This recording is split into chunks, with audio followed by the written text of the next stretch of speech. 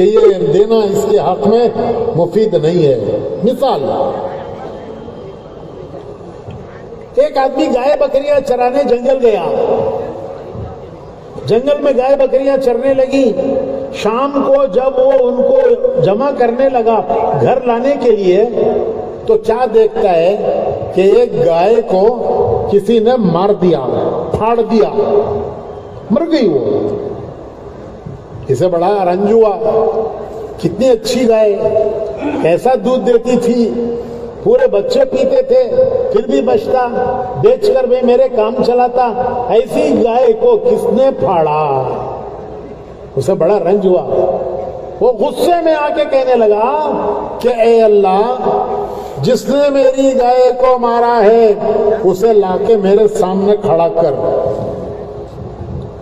جس نے میری گائے کو مارا ہے اسے لا کے میرے سامنے کھڑا کر۔ اللہ تجھے قسم دیتا ہوں کہ جس نے میری گائے کو مارا لا کے میرے سامنے کھڑا کر۔ دعا قبول ہو گئی، شیر آ کے کھڑا ہو گیا۔ شیر، اس نے پھاڑا تھا گائے کو، وہ خون پی کے اپنا کام کر کے چلا گیا۔ تو نے تو قسم دی اللہ کو کہ اللہ جس نے میری گائے کو مارا اسے لا کے میرے سامنے کھڑا کر، لے تیری دعا قبول ہو گئی۔ شیر آگے کھڑا گیا۔ اب کیا کرتا ہے تو؟ کیا ٹیپو سلطان نے تلوار لے کو لڑتا ہے؟ تو انسان بعض مرتبہ نادانی سے ایسی چیز مانگتا ہے جو مصیبت بن جاتی ہے، لیکن اللہ وہ نہیں دیتا۔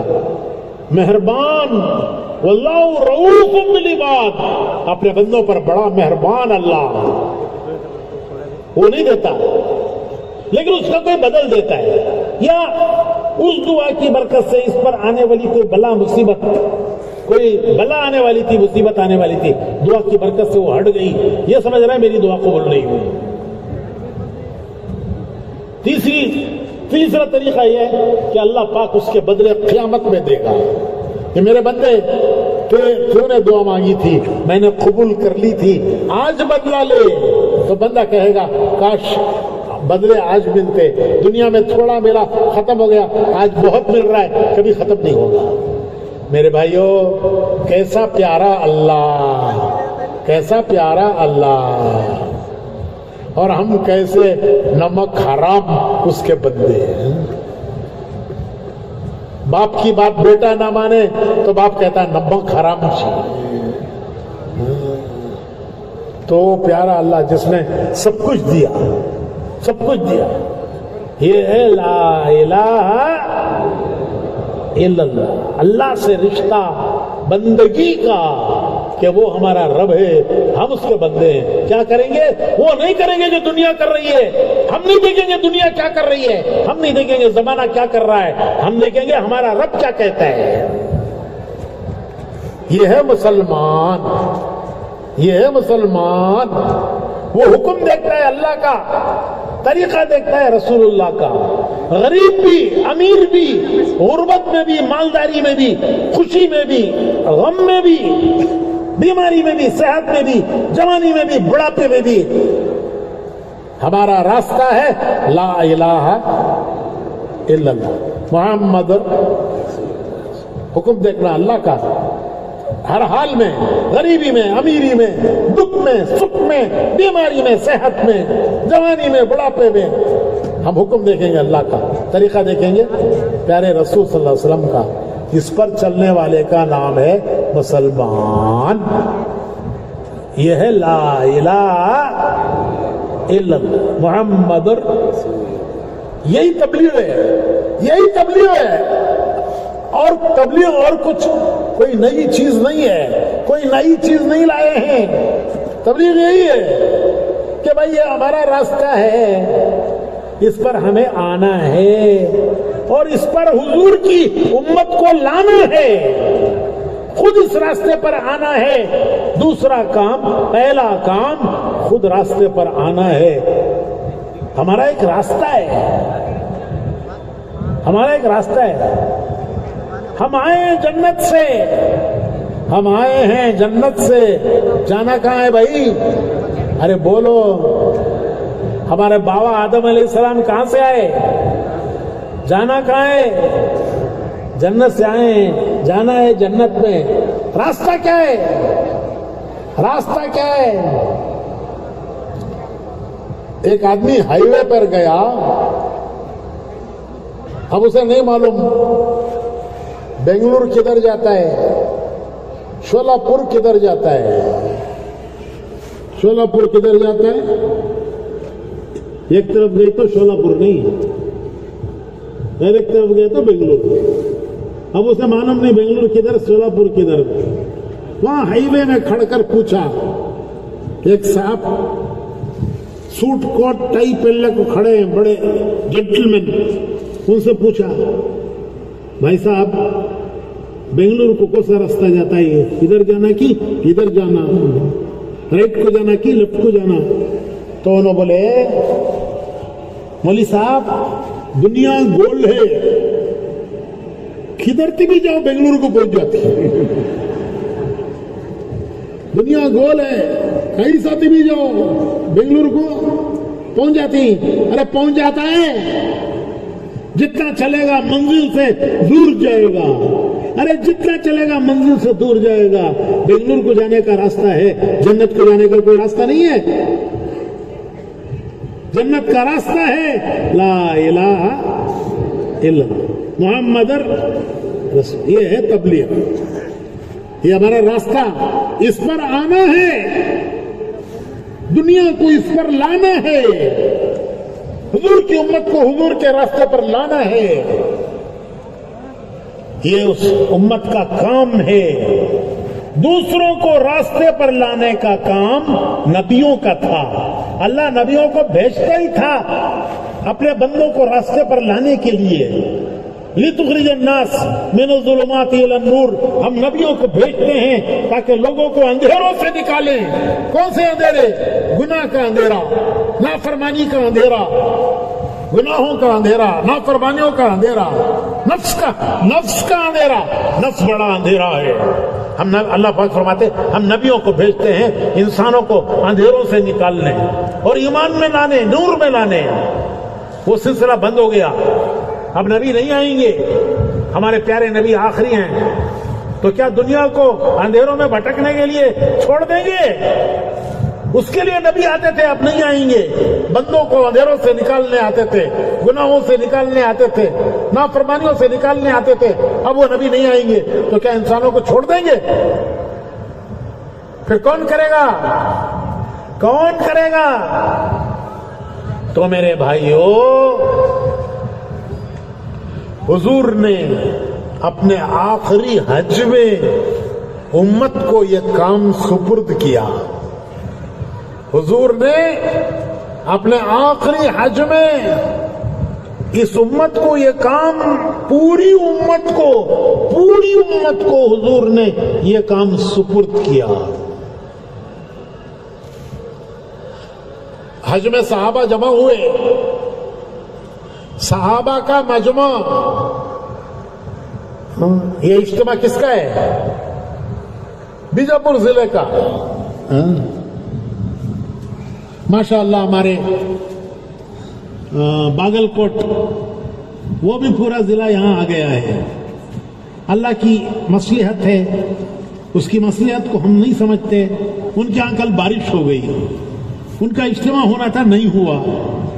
बहुत रोए वो लोग, बहुत रोए कि हम इतनी मेहनत करें, इतना खर्चा करें, इतनी मेहनत करें, हमारा इज्तिमा नहीं हुआ। अब तक भी रो रहे हैं। लेकिन ये रोना भी बहुत बड़ी दौलत है। अरे अल्लाह को रोना पसंद है, रोने वाले पसंद हैं। ये बागलकोट वालों को क्या पता कि इनके रोने पर इनको वो मिला जो इज्तिमा होने पर भी न मिलता। अरे बागलकोट वालों भाइयों, तुम्हें तुम्हारे रोने पर वो मिल गया जो तुम्हारा इज्तिमा होता तभी न मिलता। और तुम्हारा इज्तिमा आज बीजापुर में हो गया। ये सारा बागलकोट यहाँ आया हुआ है, जमखंडी, बागलकोट, कहाँ के सब लोग यहाँ आ गए हैं। और वहां कल रोए, पूरी रात रोए। तो रोने पर वो मिल गया जो इज्तिमा होता तो भी ना मिलता। अल्लाह को बंदे का रोना प्यारा है, अल्लाह को बंदे का रोना प्यारा है। तो मैं कह रहा था کہ حضور نے آخری حج کیا، آخری حج، اس کا نام ہے حجۃ الوداع، اور صحابہ کو جمع کیا، صحابہ کا اجتماع کس کا؟ صحابہ کا، اور بیان کس کا؟ خطبہ کس کا؟ حضور کا۔ جگہ میدان عرفات، میدان عرفات کا میدان، صحابہ کا اجتماع، حضور کا خطبہ۔ آپ نے فرمایا لوگوں میری باتوں کو توجہ سے سن لو، شاید آج کے بعد میں تم سے دوبارہ اس مقام پر نہیں ملوں گا، شاید اس مقام پر میں دوبارہ تم سے نہیں ملوں گا، میری باتوں کو توجہ سے سن لو۔ اس کے 2 مہینے بعد حضور دنیا سے رخصت ہو گئے، 2 مہینے کے بعد حضور دنیا سے چلے گئے، اس لیے اسے کہتے ہیں خطبہ حجۃ الوداع، کہ حضور امت سے ودا ہوئے۔ آپ نے فرمایا، صحابہ سے پوچھا، عرفات کا میدان، رحمت کی پہاڑی، اس پہاڑی سے حضور نے خطبہ دیا۔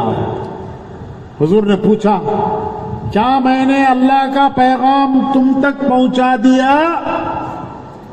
تو سب صحابہ ایک زبان ہو کر بولے کہ حضور آپ نے پیغام پہنچایا نہیں، اس کا حق ادا کر دیا، پیغام پہنچانے کا، اللہ کا پیغام پہنچانے کا حق ادا کر دیا۔ حضور نے اپنی شہادت کی انگلی 3 مرتبہ آسمان کی طرف اٹھا کر فرمایا، اللہم اشہد، اللہم اشہد، اللہم اشہد، اے اللہ یہ میرے صحابہ جو کہہ رہے ہیں اس پر تو گواہ ہے، تو گواہ ہے۔ 3 مرتبہ فرمایا اللہم اشہد، اے اللہ تو گواہ ہے۔ پھر فرمایا کہ جو حاضر ہیں ان کی ذمہ داری ہے غائبین تک میرا پیغام پہنچانا، میں نے تم تک پہنچایا ہے، آگے پہنچانا تمہارا کام ہے، یہ ذمہ داری ہے۔ پیغام، حضور کا پیغام، حضور کا میسج کہ میں نے تم تک پہنچایا ہے، آگے پہنچانا تمہارا کام ہے۔ تو یہ ذمہ داری پوری امت پر حضور نے ڈالی ہے کہ میں نے تم تک پہنچایا اللہ کا پیغام، آگے پہنچانا تمہارا کام ہے۔ صحابہ دنیا کے کونے کونے میں پھیل گئے۔ حضرت ابو ایوب انصاری حضور کے میزبان، مدینے کے حضور کے میزبان، جب حضور مکے سے ہجرت کر کے مدینہ آئے تو مدینے کا ہر شخص چاہتا تھا کہ حضور میرے گھر ٹھہرے۔ حضور کا گھر تو مکے میں تھا، چھوٹ گیا، اب حضور کسی کے گھر ٹھہریں گے، کس کے گھر ٹھہریں گے؟ تو مدینے کا کون شخص ہوگا جس کی تمنا نہ ہوگی حضور میرے گھر ٹھہریں؟ حضور نے فرمایا میری اونٹنی کو چھوڑ دو، یہ جہاں جا کے بیٹھے گی میں وہاں ٹھہروں گا۔ تو وہ اونٹنی چلتے چلتے چلتے آ کر حضرت ابو ایوب انصاری کے گھر پر بیٹھ گئی۔ حضور نے فرمایا کہ یہ اشارہ ہے اللہ کی طرف سے کہ میں ان کے گھر ٹھہروں۔ تو حضور ان کے گھر ٹھہرے، 7 مہینے ٹھہرے۔ کتنا بھائی؟ 7 مہینے حضرت ابو ایوب انصاری کے گھر حضور 7 مہینے ٹھہرے۔ اس دوران مسجد نبوی بنی، حضور کی بیویوں کے حجرے بنے، پھر حضور ان میں منتقل ہو گئے۔ 7 مہینے وہ ابو ایوب انصاری حضور کے مدینے کے میزبان، وہ کہاں ہیں؟ ان کا مزار ترکی میں ہے، ان کا مزار ترکی میں ہے۔ میں زیارت کر کے آیا ہوں۔ ہاں، تبلیغ والے جتنے زیارتاں کرے کون بھی نہیں کریا، تو ان کا مزار ترکی میں ہے۔ حضرت ابو ایوب انصاری بڑھاپے میں جماعت جا رہی تھی ترکی، اس زمانے میں ترکی بہت دور کا ملک تھا کیونکہ اس کا آدھا حصہ یورپ میں ہے. استنبول شہر جہاں ان کا مزار ہے وہ ایک ایسا شہر ہے کہ اس کا آدھا حصہ ایشیا میں آدھا حصہ یورپ میں, وہاں ان کا مزار ہے. تو جماعت جا رہی تھی ترکی.